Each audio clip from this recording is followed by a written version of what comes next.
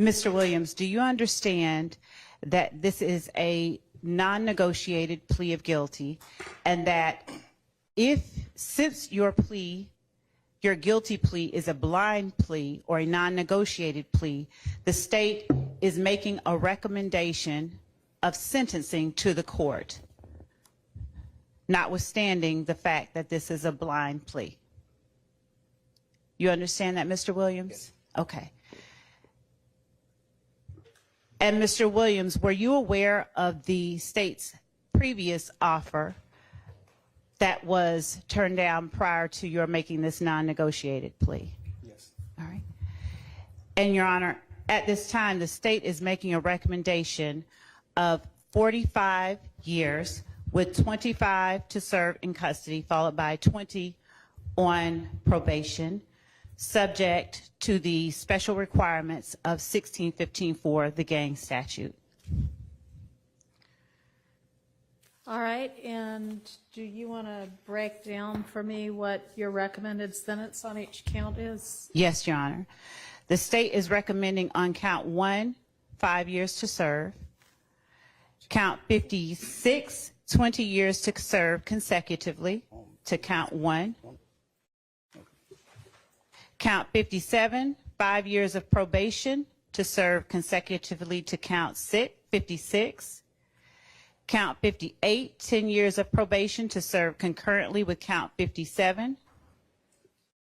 Count 59, 5 years of probation to serve concurrently with count 57 and 58. Count 60, 5 years of probation concurrent with count 57, 58, and 59.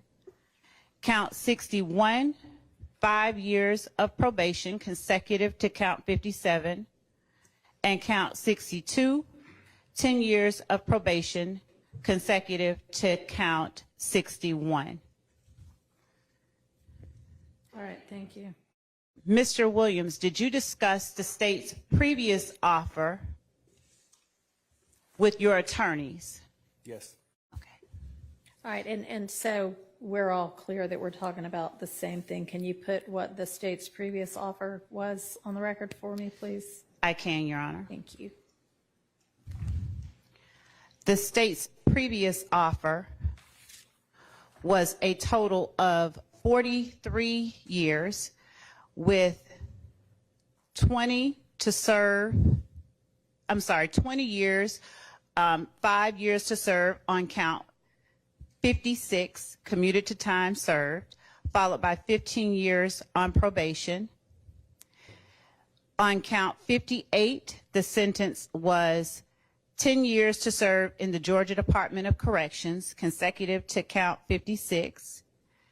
Count 59 was 3 years to serve in the Georgia Department of Corrections, consecutive to counts 56 and 58. Count 60 was 5 years to serve in the Georgia Department of Corrections, consecutive to counts 56, 58, and 59. Count 61 was 5 years to serve in the Georgia Department of Corrections, consecutive to counts 56, 58, 59, and 60. Was that the entirety of what the sentence was? No, Your Honor. I mean, I know there were reading. special conditions, so y'all were going to null pros, what, 1 and 62? Yes, as part of the recommended sentence, in exchange for the defendant agreeing to the special conditions that we asked the court to impose, the state was willing to null pros count 1, count 57, and count 62. Okay, and then all of that consecutive to the probation, that was going to be what we call backloaded, and what were y'all proposing with regard to that, since it was going to follow the probated sentence? The total sentence was 43 years to serve, with the first 5 years in prison commuted to time served, followed by 15 years on probation, followed by 23 years in prison, which would have been served in confinement, except that if defendant had complied with the special conditions of probation imposed as part of this sentence, the backloaded portion of defendant's sentence would have been commuted. However, should defendant had violated any special condition of probation within the first 15 years of his sentence, his probated sentence would have immediately been revoked, and he would have been required to serve the entire remainder of his sentence confined to the Georgia Department of Corrections. All right, so as long as he had successfully completed his 15 years of probation, the 23 years that was going to follow it was going to be commuted to time served as long as his probation was successful. Is that right? Yes, Your Honor. Okay. And the special, would the court like for us to? No, I was really more interested in the length of sentence and what y'all had. I mean, I know you didn't reach agreement, but y'all, that's what the last offer had been with, of course, a bunch of special conditions, which I guess is where the hang-up is. I don't know. Right. Defendant did not want to agree to the special conditions. All right. Is that basically your understanding too, Mr. Yes, Your Steele Honor. and It would Mr. have been, Adams? yes, Your Honor. Mr. Williams would have been released today for 15 years on probation. If he successfully completes that probation, then he would not have to go to custody. If he did not, he'd face probation revocation as well as 23 years, as the court said, backloaded in the Georgia prison system. But we could not come to terms on all the conditions that the district attorney was insisting upon. Okay. All right. Thank you. Go ahead, Ms. Love. Okay. And Mr. Williams, were you aware of that previous offer as well as all of the requirements that that offer would have entailed? Yes. Okay. And had you had enough time to discuss that particular offer with your attorneys? Yes. All right. The previous one? The previous offer. Yes. Do you understand that the court can impose any sentence authorized by law, including a higher sentence than that recommended by the state, up to the maximum sentence on each charge in this indictment? Do you understand that, Mr. Williams? Yes. Do you understand that if you enter into a non-negotiated plea, you do not have a right to withdraw your plea once the sentence has been announced? Yes. Do you understand that this is a guilty plea which is permanently recorded on your criminal history? Yes. Do you understand that this plea may be used to enhance sentencing on other convictions in this jurisdiction as well as in other jurisdictions, including in the federal courts? Yes. Do you understand that if you are currently on probation or parole, your probation or parole may be revoked based on your entering a guilty plea today? I'm not on probation. Okay, so you're not on if probation. you were on probation, Yes. but if you're not, then it doesn't matter. Okay. Do you understand that if you are placed on probation of any kind by this court, you cannot violate any criminal laws of any governmental unit or any special conditions of probations without being subject to revocation for the balance of the sentence the court imposes? Yes, I know. Do you understand that you are not allowed to possess or use a firearm while on probation? Yes. Do you understand that if you are not a United States citizen, a guilty plea conviction will affect your immigration status and will result in deportation, just like a conviction at a trial would, and that this is true regardless of any advice by your attorney or anyone else? Yes. Do you understand that neither the court, your attorney, nor the district attorney's office has anything to do with parole, and the Department of Corrections or Board of Pardons and Paroles, and that no one can guarantee parole no matter what anyone has told you? Yes. Do you understand that there may be other adverse or unfavorable consequences as a result of this guilty plea conviction, just as there would be from a conviction following a trial? For example, your guilty plea may affect the right to vote, the right to hold public office, the right to serve on a jury, the right to obtain a passport, the right to receive, possess, or transport a firearm, or the ability to obtain employment. Do you understand that, Mr. Williams? Yes. Do you understand that by pleading guilty to a felony, if you use, receive, possess, or transport a firearm, or if you use a firearm in a crime, you will be guilty of a felony, which may carry a sentence of up to 1 to 15 years in prison. Yes. Okay. Do you understand that you waive any and all defenses, including any mental health defenses, by entering a plea of guilty? Yes. Do you understand that if you went to trial, you would have the right to that if you continued at trial, rather, you would continue to have the right to a trial by jury, the right to see, hear, and confront witnesses called to testify against you, and the right to testify or to remain silent and not incriminate yourself? Do you understand all of those things? Yes. Do you understand that by pleading guilty, you are giving up the following rights? The right to a trial by jury. Do you understand that? Yes. The right to remain silent and not incriminate yourself. Yes. The right to confront witnesses against you. Yes. The right to continued assistance of counsel hired by you or to court-appointed counsel if you cannot afford an attorney at the continued trial of your case. Yes. The right to the presumption of innocence. Yes. The right to testify on your own behalf and to present other evidence. Yes. The right to subpoena witnesses and compel the production of evidence. Yes.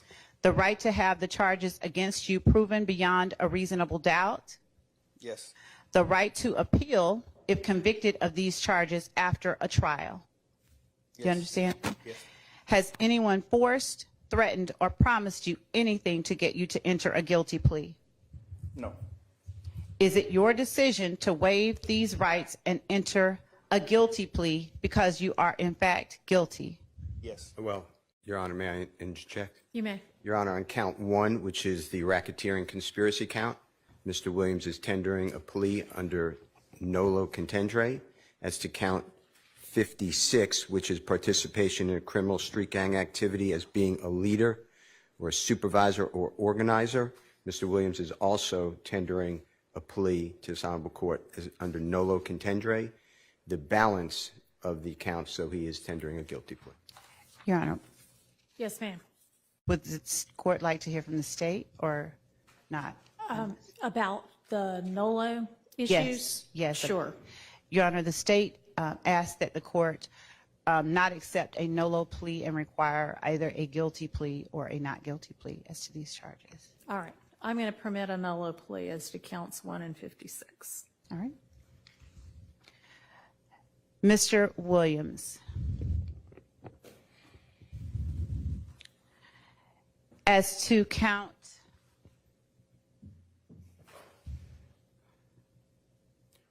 57, participation in criminal street gang activity, how do you plead? I plead guilty. As to count 58, violation of the Georgia Controlled Substances Act, how do you plead? Guilty. As to count 59, violation of the Georgia Controlled Substances Act, how do you plead? Guilty. As to count 60, violation of the Georgia Controlled Substances Act, how do you plead? Guilty. As to count 61, possession of a firearm during the commission of a felony, how do you plead? Guilty. And as to count 1, conspiracy to violate the Racketeer Influenced and Corrupt Organizations Act, how do you plead? No law. As to count 56, participation in criminal street gang activity under the leadership charge, how do you plead? No law. I think you didn't ask about count 62. As to count, thank you, Your Honor. As to count 62, possession of a machine gun, how do you plead? Guilty.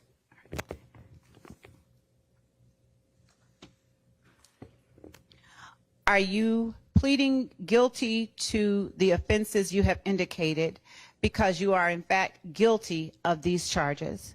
Yes. All right. Are your guilty pleas and your NOLO pleas freely and voluntarily given with the full knowledge of the charges against you? Yes.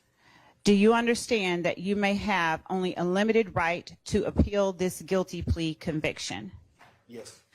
Do you understand that you have only 4 years from today's date for a felony charge and 12 months from today's date you don't have a misdemeanor charge, but to file a habeas corpus petition challenging the voluntariness and constitutionality of this guilty plea?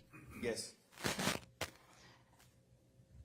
Your Honor, also, do you? You have 30 days from today to file a direct appeal from this guilty plea, and until the end of this term of court to file a motion seeking to withdraw the guilty plea, which does not mean it would be granted, but that's the time period, okay? What's a direct appeal? Well, you can talk to your attorneys more about it, but it would be up to one of the, like the Court of Appeals, I think is where this one would go. Those are just the time periods. And Your Honor, the state, in addition to the sentence we are asking that the court to impose, Okay. we would also be asking the court to require or to forfeit, have defendant forfeit all of the property that has been seized and that is currently being held that was found or recovered or taken from his home after it was searched on May 9th. Do you have any kind of list of what that property is? I mean, I'm not familiar with what was seized. And Your Honor, we're not We do, agreeing. and that- Oh, I know, I mean, I assume y'all aren't agreeing to anything. We're not You agreeing would to that. present it as a negotiated plea. We're not, but we do have a list of the All right. property items. Do you have it where available right now? Yes, actually, would the court permit us to send it electronically? Sure, Because that's fine. And then if that is not imposed as a condition, is it just get litigated as like any forfeiture matter? Yeah, Yeah, it would be litigated later on, It's yes. a civil separate filing Okay. in this court. It's not related to the criminal All right. case. It's related case, but it's unrelated. Understood. And we are sending that to Your Honor Thank you. at this time. And as it relates to the conditions of